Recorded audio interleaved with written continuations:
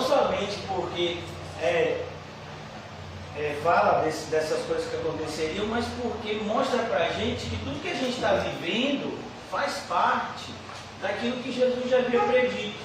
Então, às vezes a gente fica assustado, né, em ouvir essa palavra que para muitos, né, era desconhecida há um tempo atrás, pandemia, né? O que é uma pandemia? É uma epidemia mundial, né?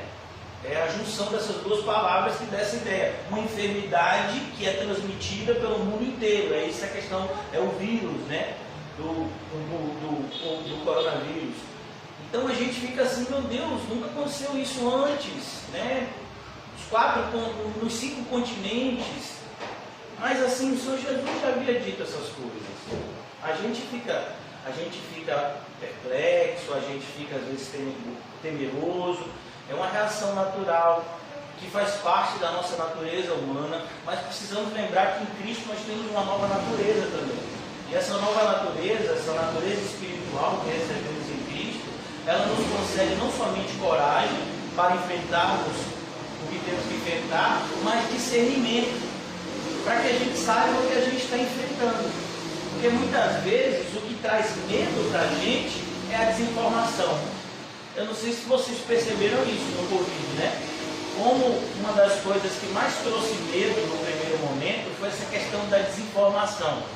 Então, logo quando a enfermidade começou, dizia: olha, você não pode tomar de jeito nenhum Tilenol, né? Depois, não tem problema tomar Tilenol.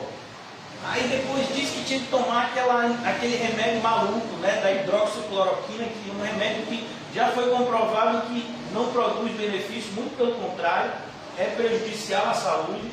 Mas essa desinformação faz com que as pessoas fiquem com o quê? Com medo. Porque não sabem em quem acreditar.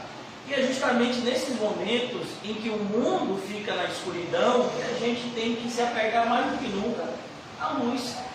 Porque se a gente estiver apegado à Bíblia, a gente não vai ficar em escuridão. A gente sabe em quem a gente vai confiar, e a pessoa que a gente confia, que é Cristo, que é a luz do mundo, ela não nos deixará, não nos decepcionará.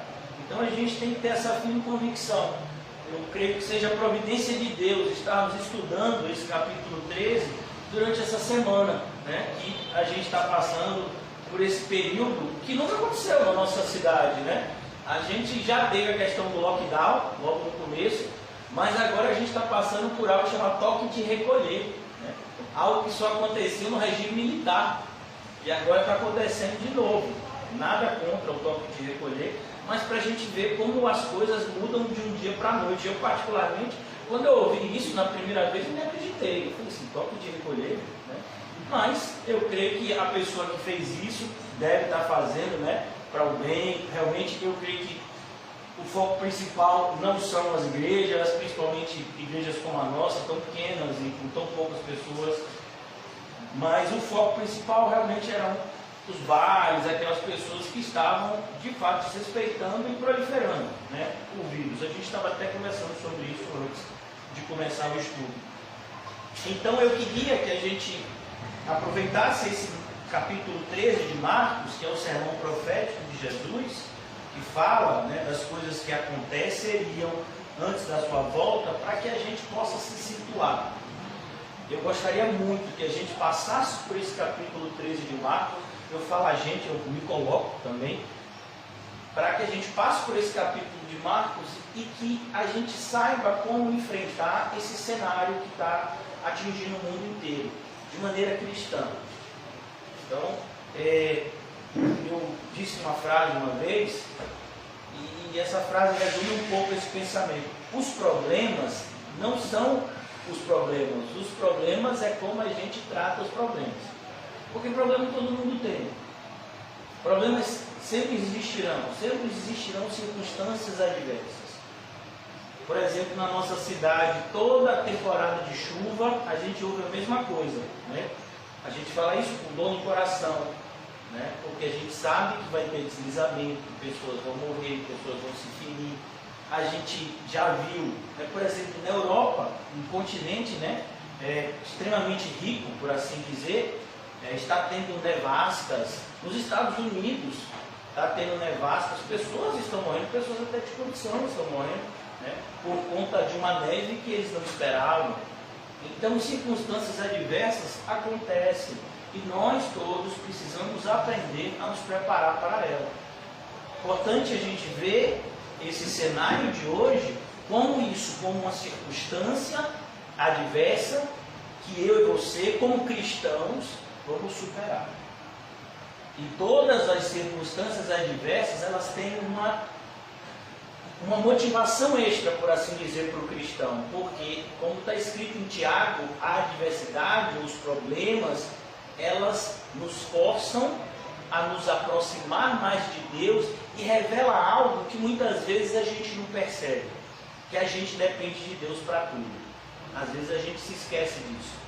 Por conta do dia a dia, né? A gente acorda de manhã, a maioria de vocês, né? Acorda de manhã, vai para o trabalho, faz uma refeição, né? Continua trabalhando, volta para casa, arruma a casa, dorme, acorda. Aquela rotina que se repete, muitas vezes a gente perde essa percepção da nossa total dependência de Deus. E aí às vezes a gente fica achando que se tomarmos determinadas atitudes, nós vamos conseguir nos precaver para tudo. Não, irmãos, não é bem assim. A Bíblia vai dizer que o sentinela da cidade vigiará em vão se Deus não for o guarda da cidade. É claro que a gente vai ser prudente como a serpente, simples como as pombas, mas a gente vai entender que quem está no controle absoluto de tudo é Deus. Então, quando as coisas acontecerem de maneira favorável, a gente vai agradecer a quem? A Deus. E quando as coisas acontecerem de maneira desfavorável, a gente vai fazer o quê? Agradecer também a Deus. Porque todas as coisas vão cooperar para o seu bem. Porque se você está aqui nesse estudo é porque você ama a Deus. Porque senão você não estaria. Você ama a Deus e foi chamado pelo decreto dele. Então vamos começar aqui o estudo do capítulo 13. O contexto qual é? É a última semana, capítulo 13 de Marcos. A última semana de Jesus, do ministério terreno de Jesus, por assim dizer. E Jesus está entrando em Jerusalém, é a época da Páscoa. Jesus está entrando em Jerusalém, ele passava o dia, ele se retirava, a gente já viu isso, né? Inclusive ele amaldiçoou a figueira, depois ele entra de novo, ele entrou no domingo, as pessoas receberam ele com ramos, né? Ele entrou no jumentil, essa semana aqui que Marcos está contando para a gente. Então durante essa semana, um destes dias que Jesus se retira, né? Quando o sol estava se pondo, num horário muito próximo ao que a gente está tendo estudo agora. Então o dia acabava para o judeu às 6 horas da tarde e iniciava-se um outro dia. Então o outro dia se iniciava às 6 horas da tarde, aí você tinha as vigílias da noite e depois vinha o dia que se iniciava às 6 da manhã. Mas o dia para o judeu ele começa às 6 da tarde e termina 6 da tarde do outro dia. É por isso que Jesus, quando foi crucificado, na sexta-feira, tinham que tirar o corpo dele até as 6 horas da tarde, porque iria se iniciar o sábado. O sábado, para os judeus, não iria se iniciar às 0 hora, como nós, do sábado, mas às 6 horas da sexta-feira inicia-se o sábado. Eles começam a contar o dia, no dia anterior, às 6 horas para nós da tarde, né, ou da noite, que é quando se termina o dia. É assim que eles aprenderam a contar o tempo. Então Jesus saindo do templo, ele estava agora nesse Monte das Oliveiras, que é inclusive o monte que ele vai ser preso logo, daqui a alguns dias. Então ele está indo, ele não vai mais pernoitar em Betânia, mas essa noite específica ele vai pernoitar no Monte das Oliveiras. E até hoje, se vocês, né, que têm condição, quiserem viajar para Israel, a irmã Rita e o irmão Calmon, eles vão liderar uma excursão para Israel, né, quando esse convite passar, e aí vocês vão ter a oportunidade de ver lá. O Monte das Oliveiras, ele fica bem de frente, né, ao templo, ou aonde ficava o templo antigamente, porque desse templo aqui, que Jesus está falando, só ficou, na verdade, um muro, que os judeus ainda fazem as suas orações, chamado de Muro das Lamentações. Então, mas era um templo extremamente suntuoso, que havia sido reformado durante quase 50 anos por Herodes. Ao sair Jesus do templo, Jesus durante aquele dia tinha enfrentado, né, a oposição dos fariseus, dos saduceus. A gente estudou isso tudo ontem. E Jesus agora está saindo do templo e disse aos seus discípulos, ainda na saída do templo, olha que coisa, está saindo do templo, é aquela construção belíssima, era a maior construção, né? Só para você ter uma ideia, irmãos, fizeram um estudo de Jerusalém nessa época. Imagine, o templo ocupava 25% da cidade. Você já imaginou isso? Vamos imaginar que a cidade de Jerusalém é esse salão. Até mais ou menos aqui, ó, era só o templo. Já imaginou? 25% da cidade, tão grande era o templo, que ocupava um espaço de 25% da área de toda a cidade. Então era uma construção enorme mesmo. E Jesus está saindo, e os discípulos que viviam na Galileia, que era povo simples, acostumado com casinhas pequenas, né? De repente eles veem aquilo, né? E eles ficam, né, maravilhados. É quando às vezes uma pessoa do interior chega na capital. Minha avó mesmo, a primeira vez que ela foi no shopping center, pensa numa pessoa que ficou com medo da escada rolante. Ninguém conseguiu fazer ela subir a escada rolante. Não entra nesse trem não, esse negócio anda sozinho, isso não é de Deus não. E ninguém fez ela andar. E para botar ela dentro do elevador era um trabalho. Que negócio é essa caixa? Quem vai entrar nessa caixa? Quem garante que eu vou sair no lugar certo? Não, cadê a escada? Né? Não é assim, não? Porque a gente não conhece. Então a realidade deles era como a nossa, só que na sua devida proporção. Então a gente ainda fica muitas vezes maravilhado quando a gente se depara com a realidade que a gente não conhece. Por exemplo, uma pessoa que é criada no interior, né? Eu já tive a oportunidade de ver, né, parentes meus que moravam no interior há muito tempo, que a primeira vez que viram o mar ficaram maravilhados. Teve uma tia minha que disse, rapaz, que rio grandão é esse, rapaz? Onde é que acaba esse rio? Foi a primeira vez que viu o mar. E quando ela tomou o banho, essa água é salgada? Porque a água do rio é uma água doce, né? Então a gente ainda acontece assim com a gente, quando a gente está num ambiente que a gente não está acostumado. É o caso desses discípulos. Eles são da Galileia, eles são homens simples, e eles iam para Jerusalém, para as festividades, mas não, né, dessa forma como eles iam com Jesus, entrando e saindo do templo, Jesus pregando. Então tudo aquilo maravilhava eles, né? Ao sair Jesus do templo, disse-lhe um de seus discípulos, mestre, que pedras, que construções. Ele ficou maravilhado. Um dos discípulos, a gente não sabe qual foi. Foi um dos discípulos de Jesus que externaliza essa admiração pela construção do templo. Mas Jesus lhe disse, vê estas grandes construções, eram vários prédios que formavam o templo. Não ficará pedra sobre pedra que não seja derribada. Imagine Jesus dizer isso. Jesus disse isso por volta do ano 30, 33 depois de Cristo. E no ano 70 o templo foi completamente destruído. Não ficou literalmente pedra sobre pedra. O general romano que invadiu estava tão furioso com as constantes rebeliões dos judeus que mandou tocar fogo em tudo, inclusive no templo. E só restou esse pedaço de muro, que eles chamam até hoje, né, de Muro das Lamentações. Então, mas quando Jesus disse isso, para aquelas pessoas parecia impossível isso.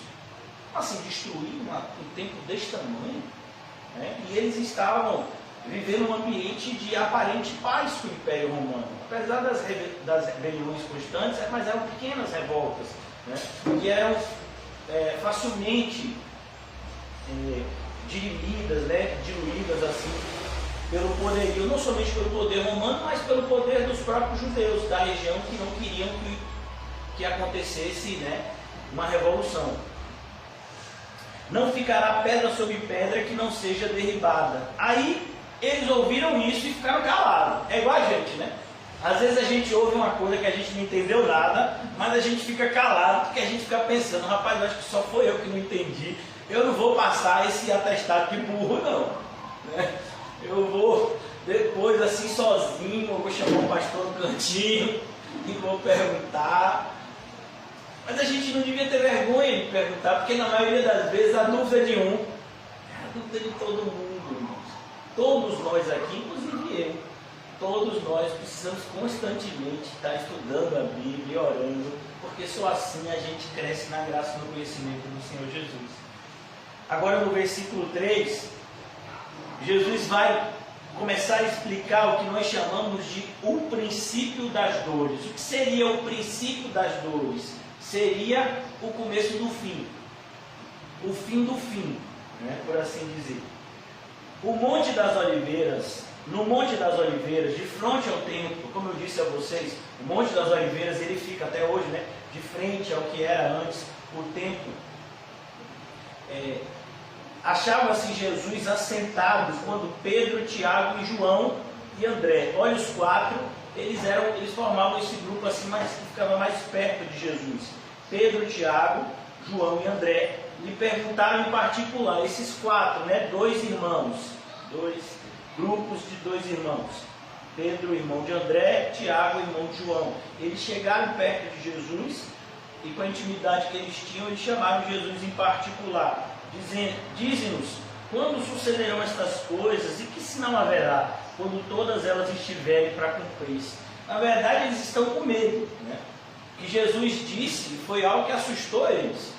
Quer dizer que esse templo enorme vai ser destruído, e eles ficaram remoendo aquela afirmação de Jesus até um ponto que eles não conseguiram aguentar mais. Senhor, quando é que isso vai acontecer? Fala aí para a gente qual é o sinal, para a gente se preparar. A ideia aqui é essa. Diz para a gente qual é o sinal para que a gente esteja preparado para esse momento que vai acontecer.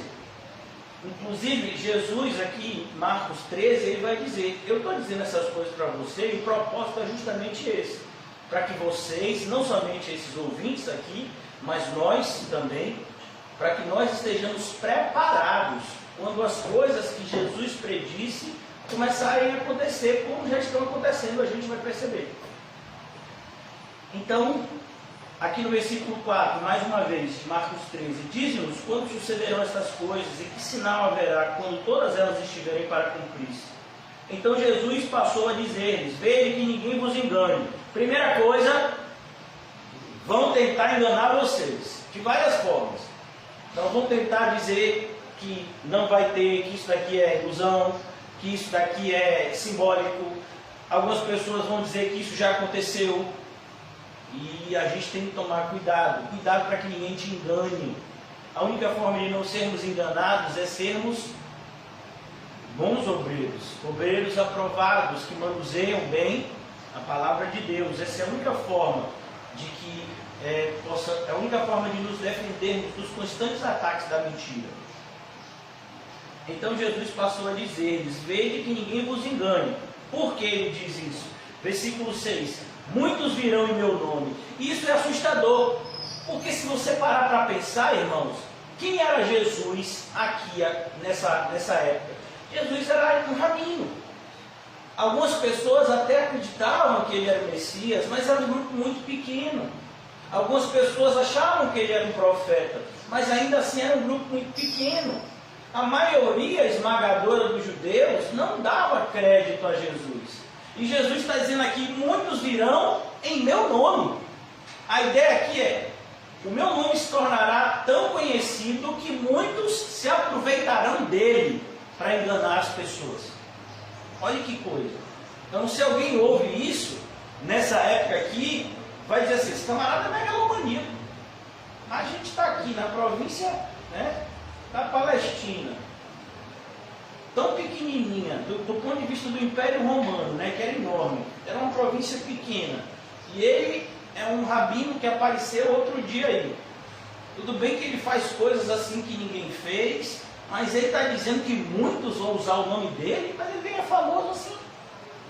Então perceba que o que Jesus disse há 2000 anos atrás e está se cumprindo hoje, é algo assim assustador, porque do ponto de vista de quando ele disse isso, era algo impossível de se acontecer. Impossível. Então, às vezes a gente lê isso e a gente não se coloca no lugar dos ouvintes.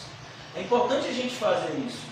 Eu já falei para os irmãos que toda vez que você estudar a Bíblia, você tem que ter como metodologia, por assim dizer, interpretar a Bíblia do ponto de vista histórico-gramatical. Como assim? Você vai, todo texto que você pegar da Bíblia, de Gênesis a Apocalipse, todo texto que você pegar da Bíblia, você tem que entender que por trás daquele texto tem um pano de fundo, tem um cenário. É como, por exemplo, quem aqui já assistiu uma peça de teatro?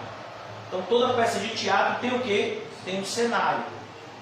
Está de dia, está de noite, está fazendo frio, está fazendo calor, é verão, é inverno. Então, quando você lê a Bíblia, você tem que entender qual é o cenário que está por trás daquelas palavras. Isso é a interpretação histórica. O que está acontecendo no mundo quando essas palavras são ditas? E, em segundo lugar, é a interpretação gramatical. Porque a Bíblia não foi escrita em português. A maior parte do Antigo Testamento foi escrito em hebraico, uma pequena parte que foi escrita em aramaico, mas a maior parte em hebraico, e o Novo Testamento todo ele foi escrito em grego. Então isso teve que passar por várias traduções até chegar a gente.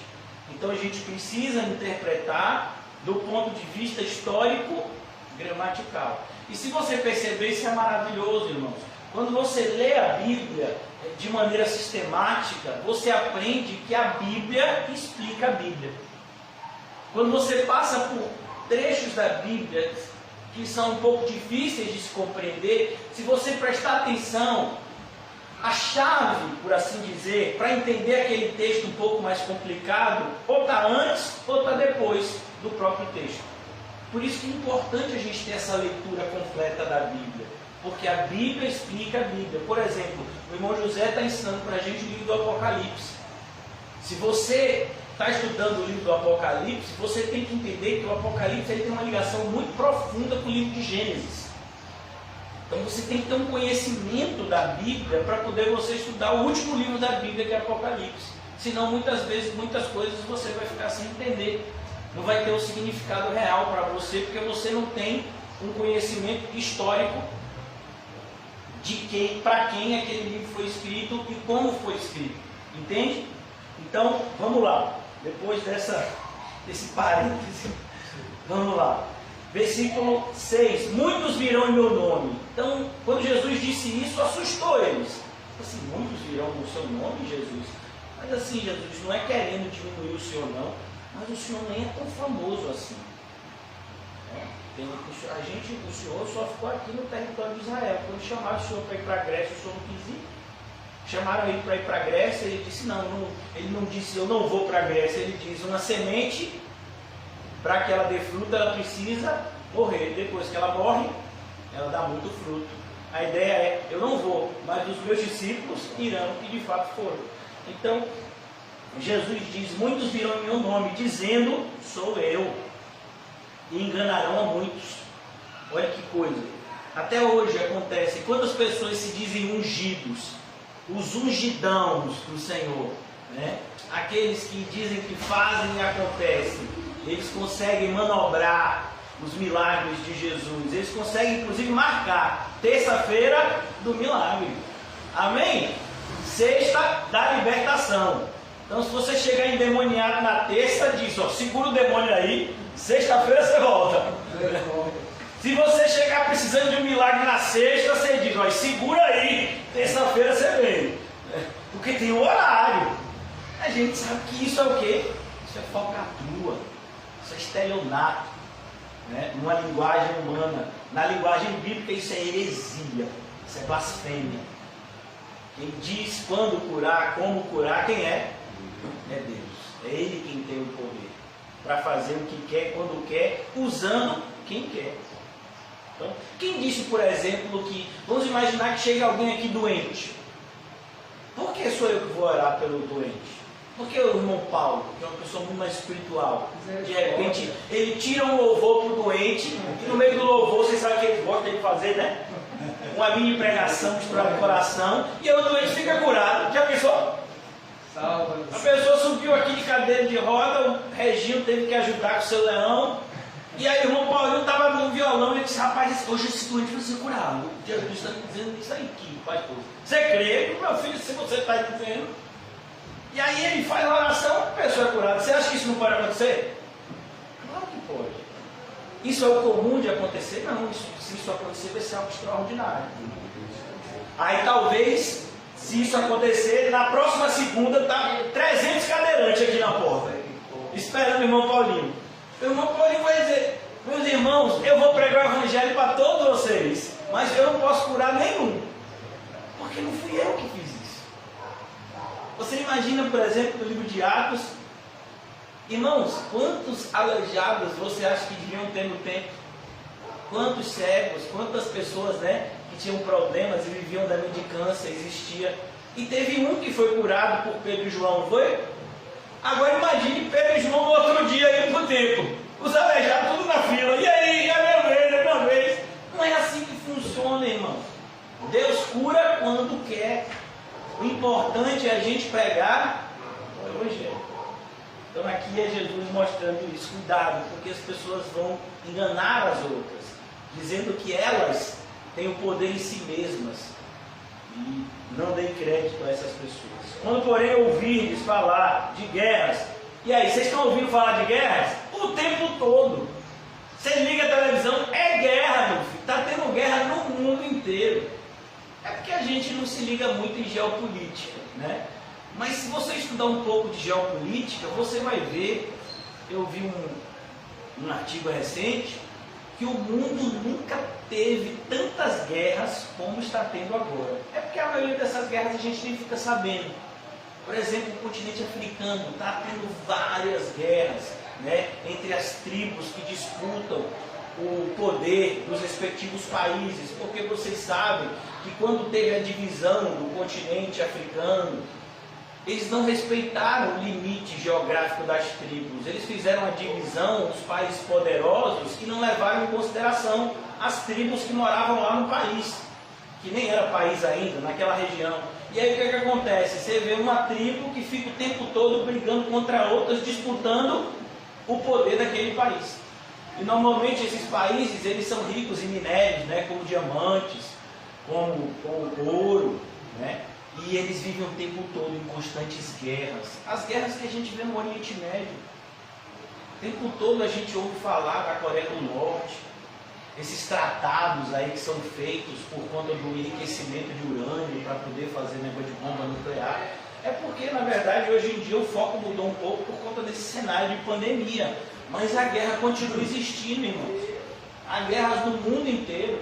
E o que dizer, por exemplo, no nosso próprio país? Às vezes a gente não leva isso em consideração, por conta até de que a gente já se acostumou com isso, mas a gente vive praticamente num cenário de guerra. Não sei se vocês sabem que morre mais gente aqui no Brasil de acidente de carro do que pessoas nas guerras, sabia disso? Então hoje em dia você andar de carro é uma coisa perigosíssima, né? Quem vai pegar um ônibus, a irmãzinha que pega um Uber, chega a abrir o olho. Não, senhor, o senhor vai me levar em paz, né? O irmão Leão que vai passar um barco de segurança, o senhor me levará. Amém, irmão. Então o irmão Mateus que vai de moto, ô Jesus, salva o bichinho, e a irmã Fabiana. Porque é perigoso o trânsito, é ou não é?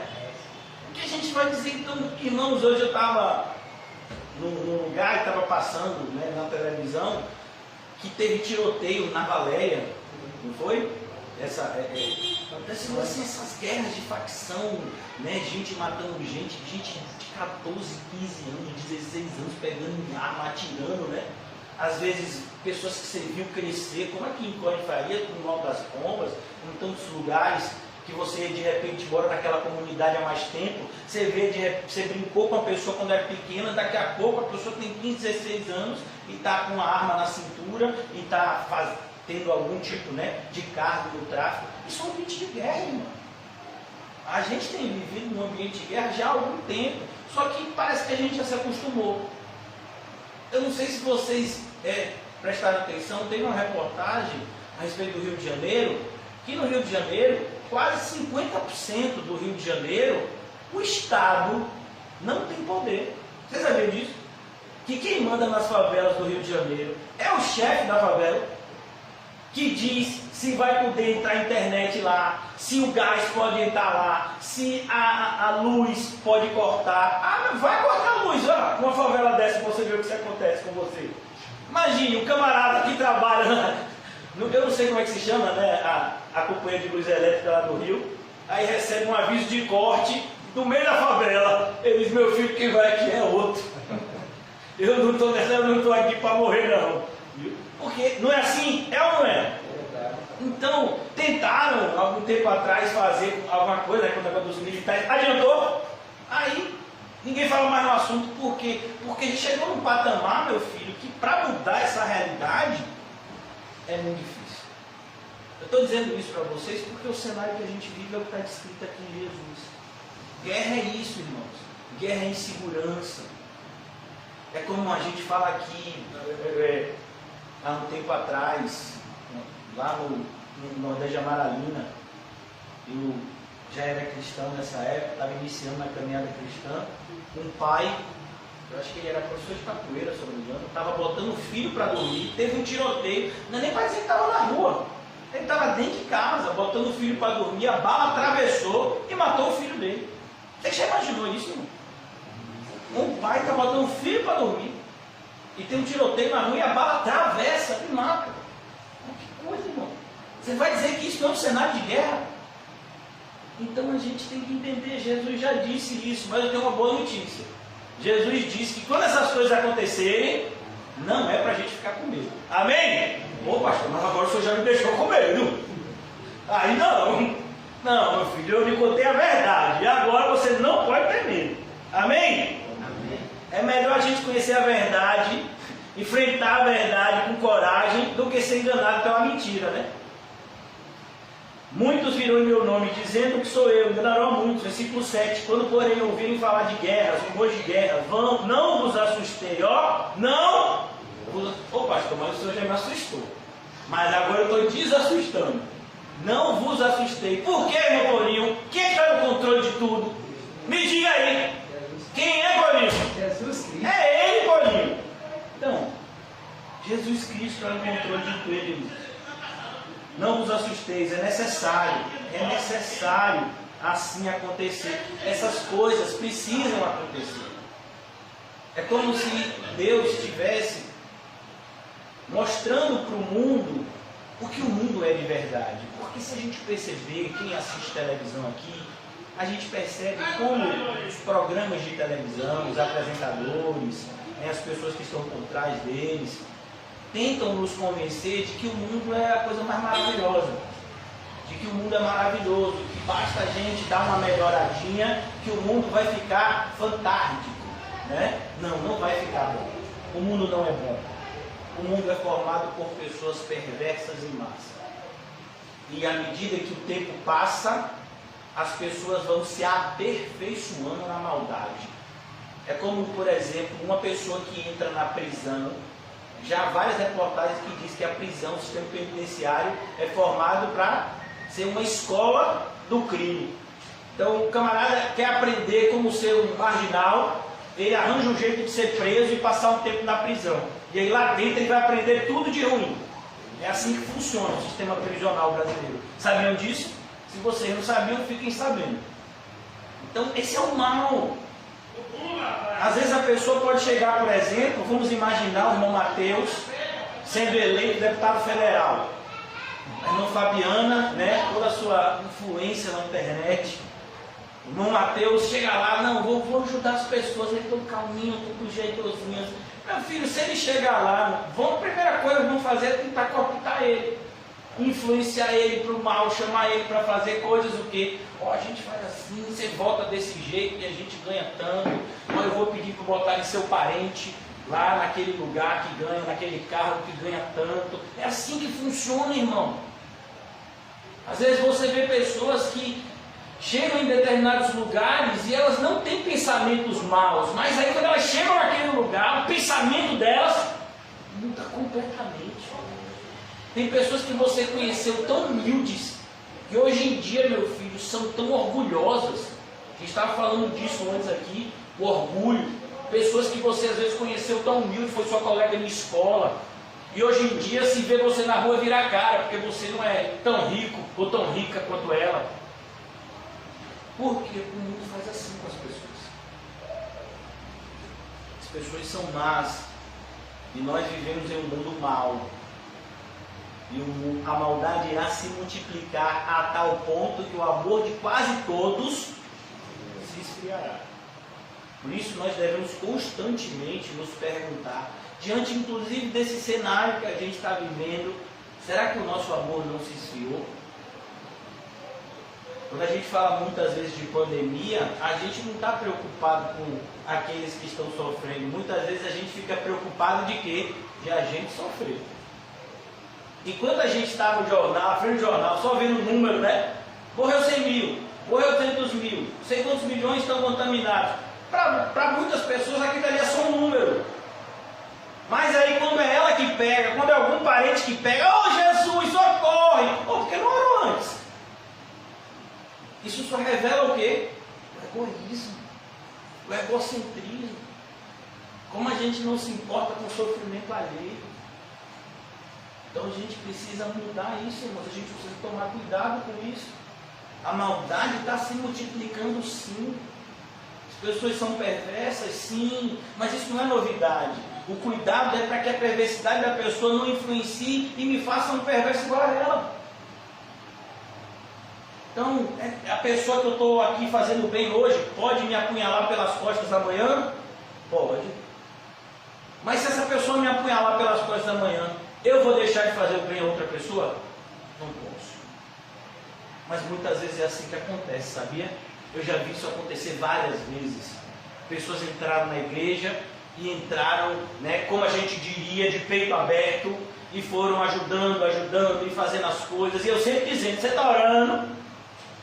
Não, pastor, é meu coração que manda fazer assim. Você está orando e a pessoa fazendo, até que pega alguém que se aproveita e faz algo de mal contra ela. Aí a pessoa diz, que não, eu pensei que na igreja, as pessoas prestam, mas até na igreja tem gente que não presta.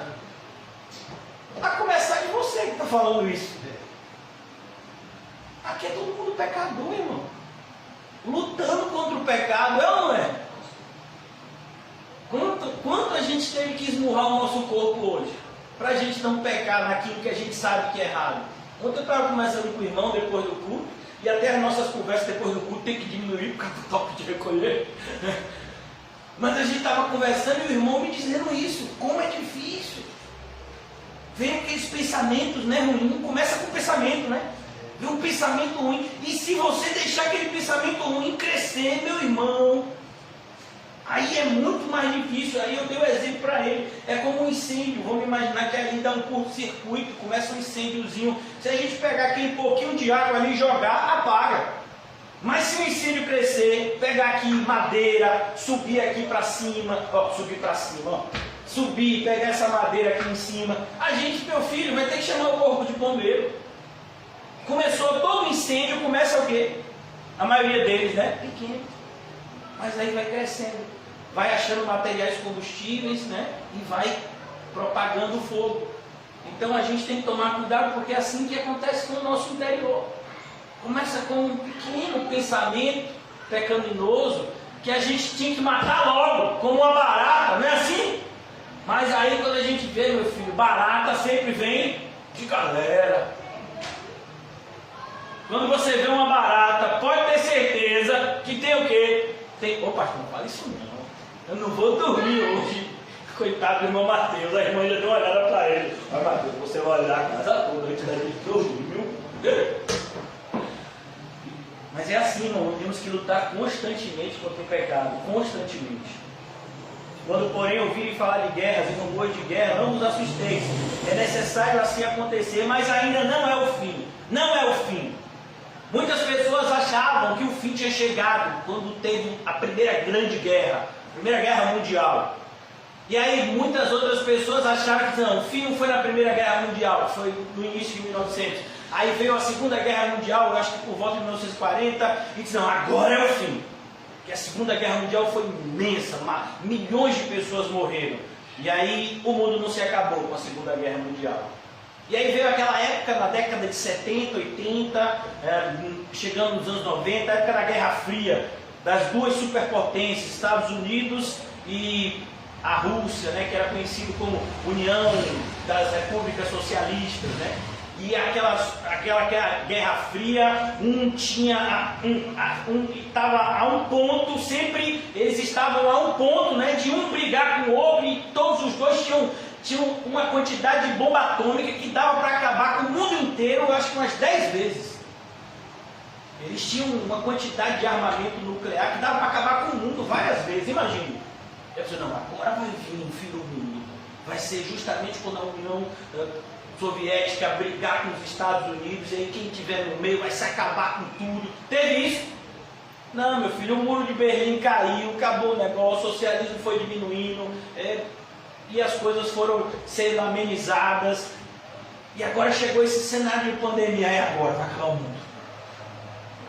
Não, meu filho, sabe como é que vai acabar o mundo? Quando Jesus voltar.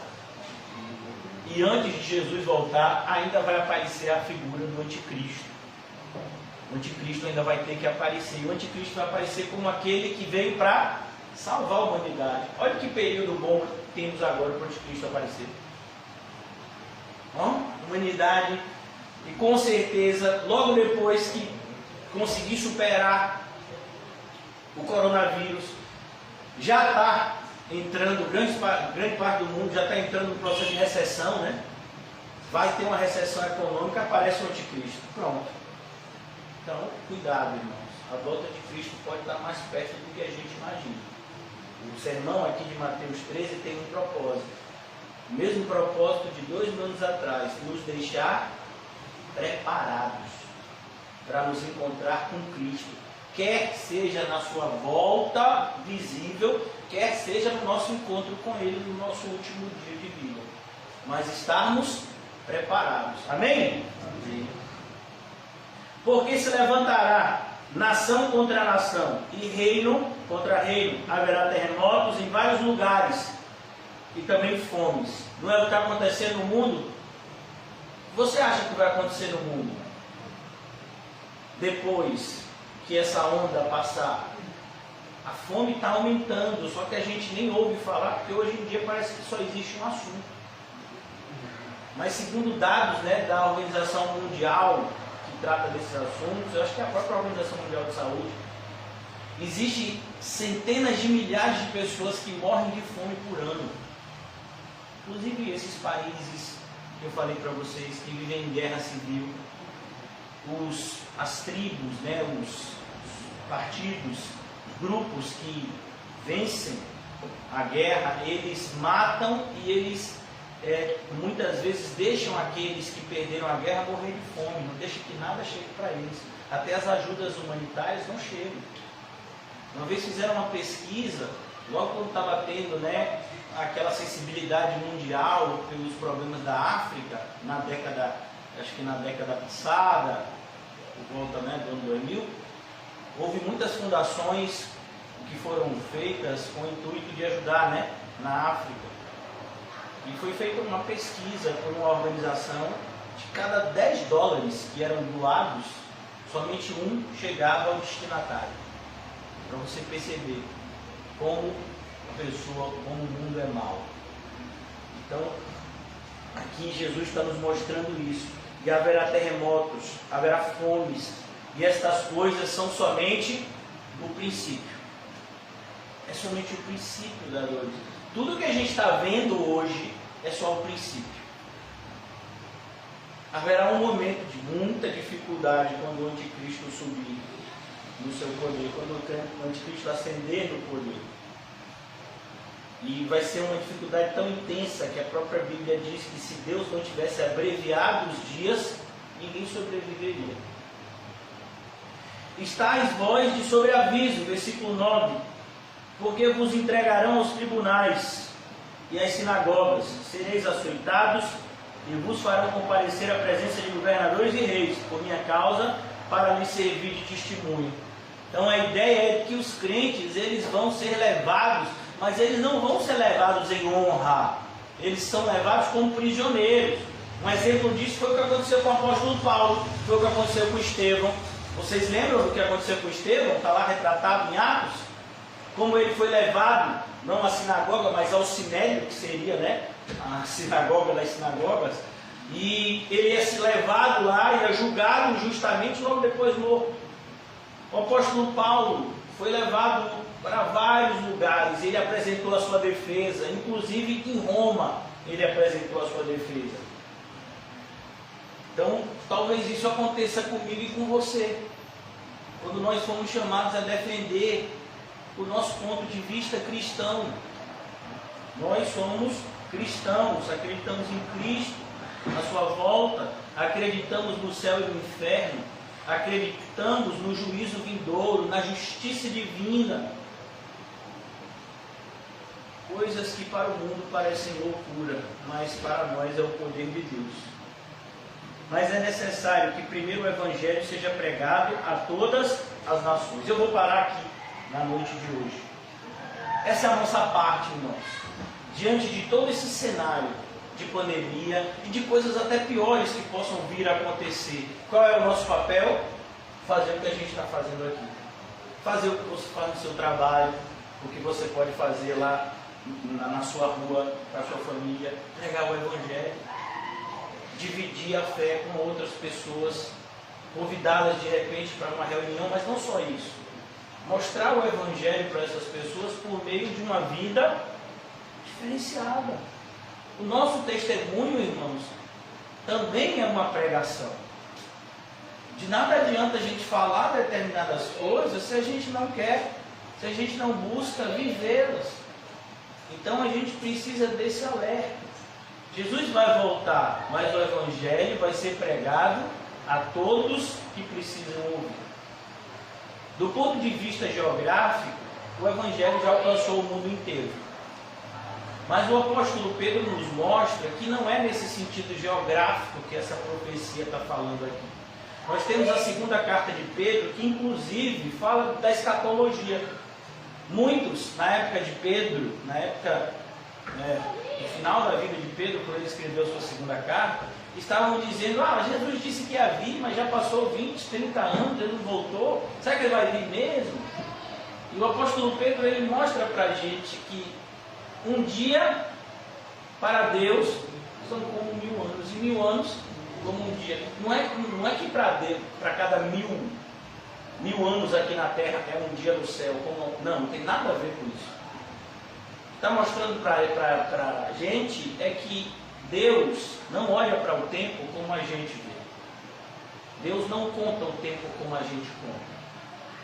Então, Pedro diz, Jesus não voltou ainda porque para que nenhum dos seus eleitos se perca. Existem pessoas que são eleitos de Deus, mas que ainda não creram na verdade. Por que não creram? Porque não ouviram. Mas quando elas ouvirem, pode ser da minha boca, pode ser inclusive da sua.